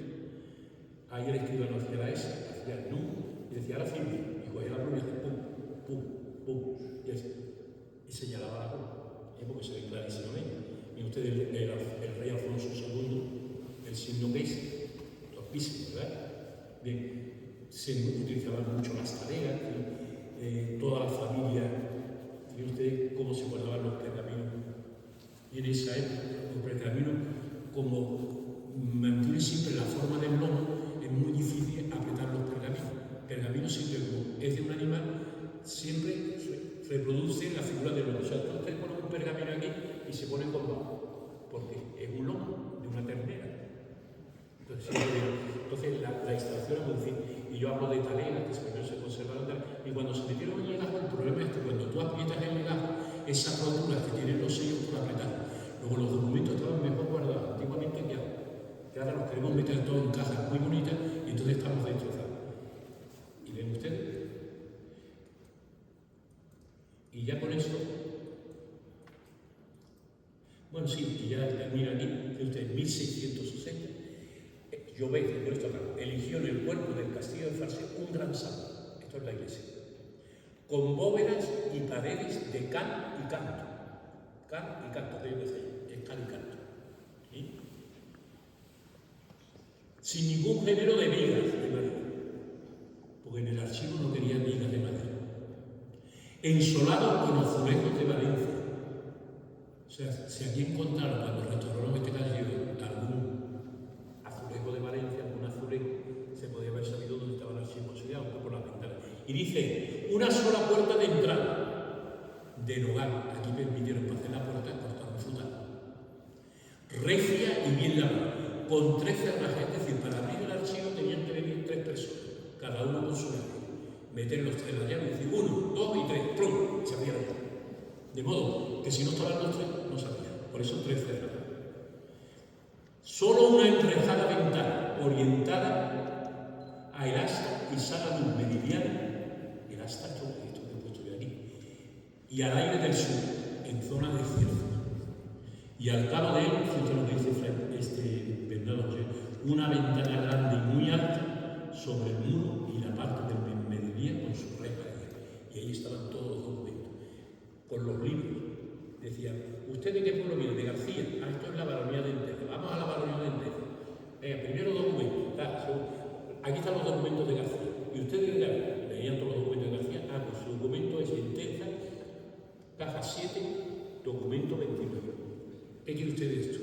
Esa era la autoridad. Es la autoridad que nos tiene Hacienda, que sabe todo por nuestros gastos. Por las tarjetas de crédito, sabe de todo. En aquel entonces el poder estaba en tener información.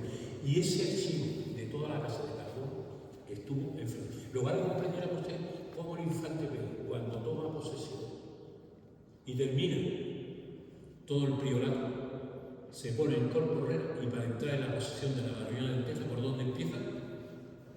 Por Falset. Y cómo él establece la casa de las minas en este castillo, él establece su cancillería en este castillo y él monta su archivo. De esto ya lo ampliaré, como han visto ustedes en la diapositiva, para no hacerlo más claro, en este archivo.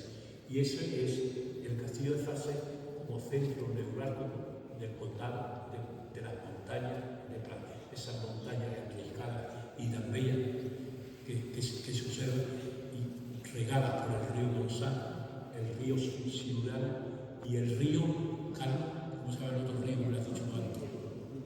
Es humedad y calor, principio radical de la vida. El principio radical de la vida del vino. El vino están, fíjate, las cepas muertas, pero fíjate con qué fuerza nacerán de las uvas el vino, y el vino, hay en Jerez vino que tiene 100 años, 200 años, y Jesucristo va a decir que la vida se hizo vino. ¿Sí? Yo creo que el condado de Prades es importante porque tanto con la baronía de Enteza, con su riqueza en madera, en productos agrícolas, en esos moriscos cuidando del lino, en esos moriscos llevando la leña, que después iría a Barcelona, porque el señor de Enteza no tenía donde consumir tanta Barcelona como oro. Eso es lo importante, y creo yo que Falset, con la elección del condado de Prades cuando se convierte en capital, es importante. Y nada más, a su disposición, por si quieren alguna pregunta o algo.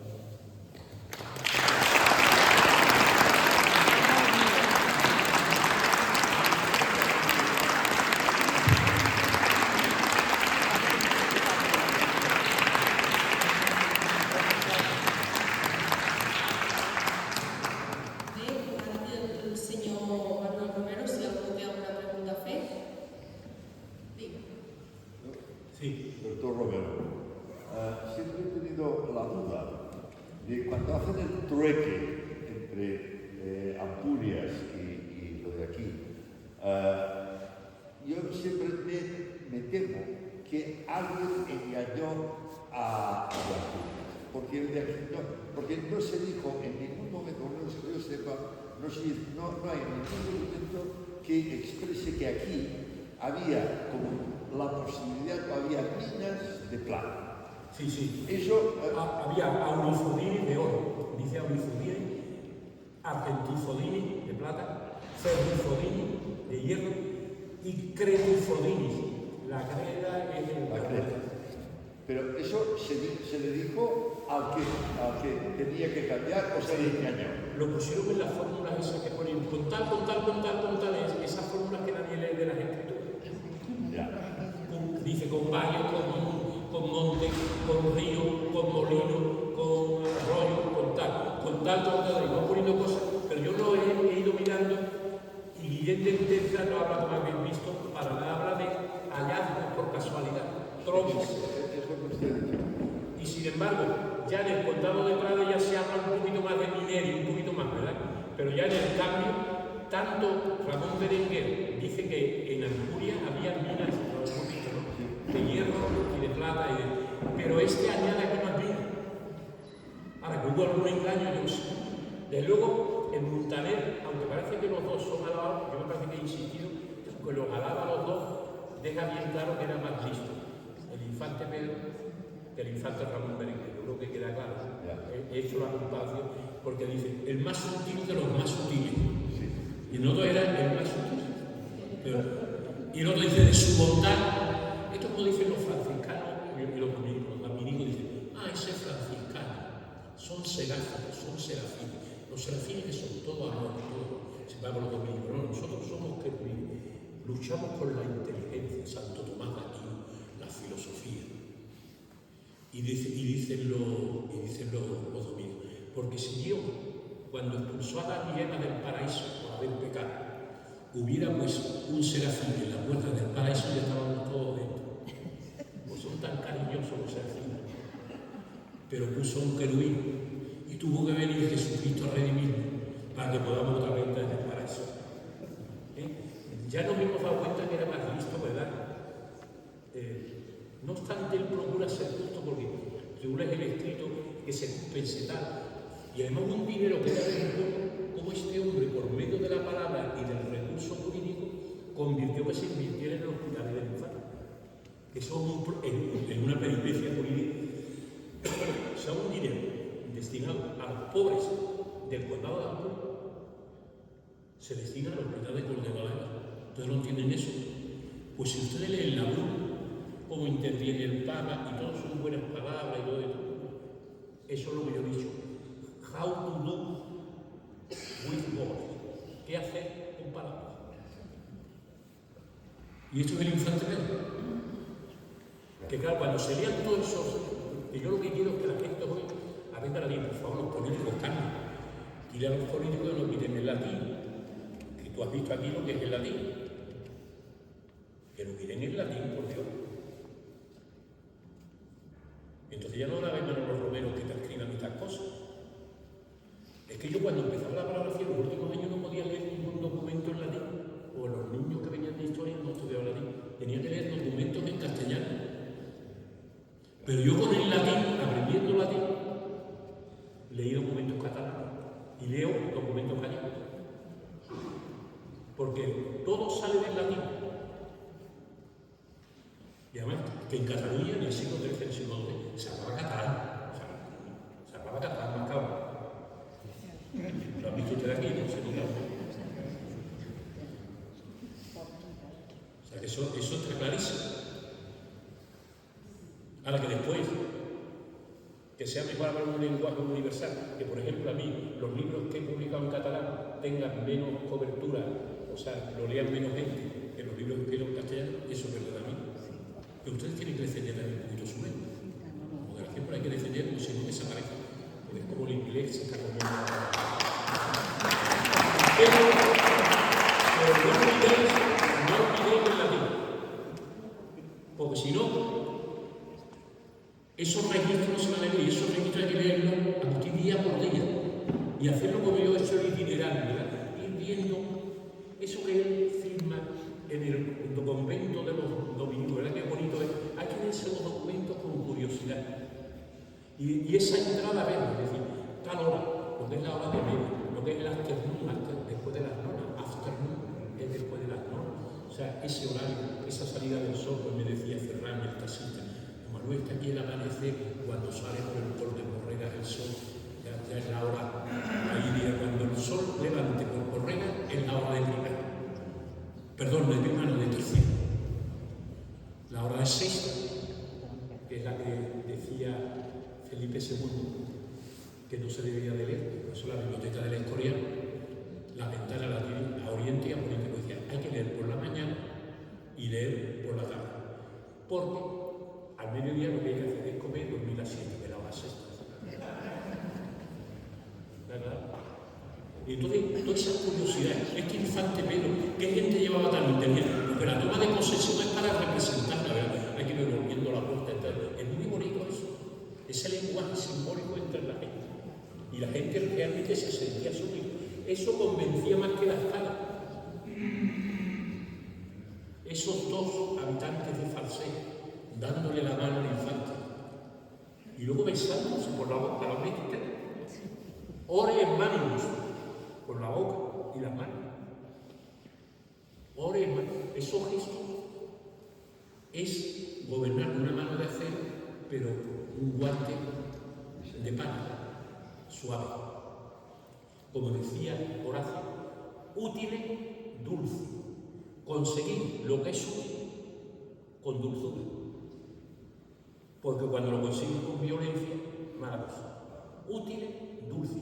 Usted qué expresión más bonita. Esto es la teología en el tratado ese que yo no puedo. Eso es para la otra conferencia del tratado, lo inteligente que era este infante.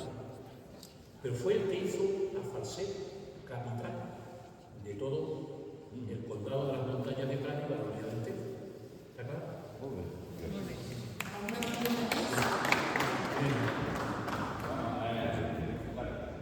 Pero aparte de esto te voy a preguntar, Pratdip formaba parte del condado de las montañas de Prada.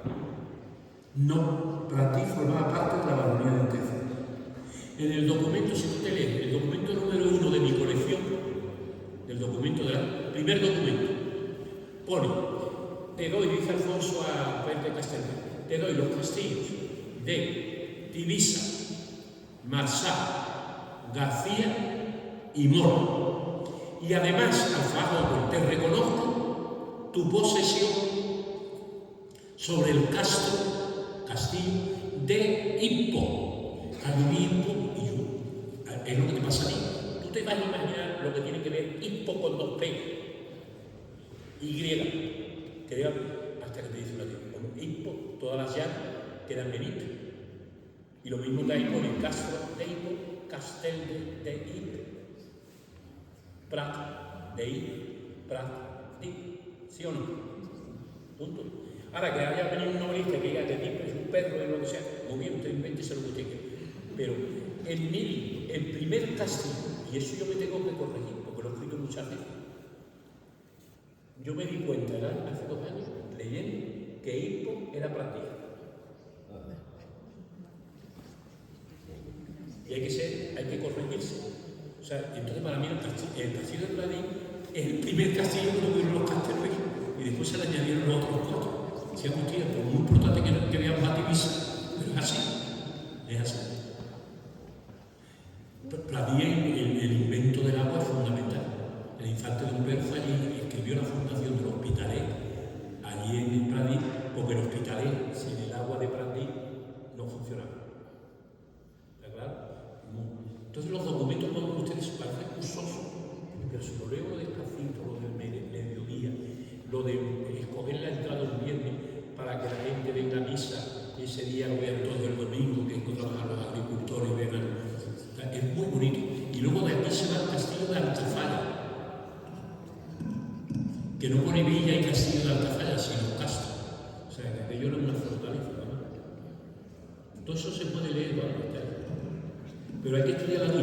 Carlos, por favor, dile a todos los políticos y si llega al Parlamento de Cataluña, mire usted, no sean ustedes catetos. Que hay que estudiar latín. ¿Y por qué yo estudié de Velo Dani? ¿Por qué estudiamos de Velo Dani? Pues gracias a eso yo he transcrito documentos en catalán, pues sabía latín, si no, no estudiara eso. ¿Está claro? Bien, muchas gracias.